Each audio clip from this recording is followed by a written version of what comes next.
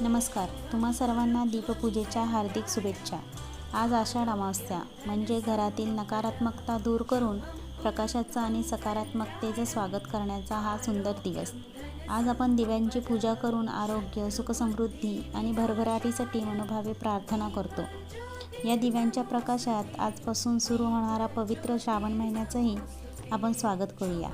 श्रावण म्हणजे भक्ती, श्रद्धा आणि प्रसन्नतेचा महिना.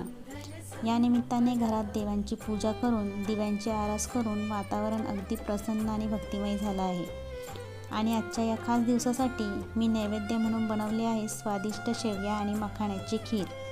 पौष्टिक मखाणे, भाजलेल्या शेवया आणि भरपूर सुकामेवा घालून बनवलेली ही खीर देवांच्या नैवेद्यासाठी अगदी खास आहे. तिचा सुगंध आणि चव दोन्ही मनाला प्रसन्न करणारे आहे. दीपज्योती परमज्योती माझ्या आणि तुमच्या सर्वांच्या आयुष्यात असाच प्रकाश सदैव राहो. दीपपूजेच्या आणि श्रावणाच्या मनपूर्वक शुभेच्छा.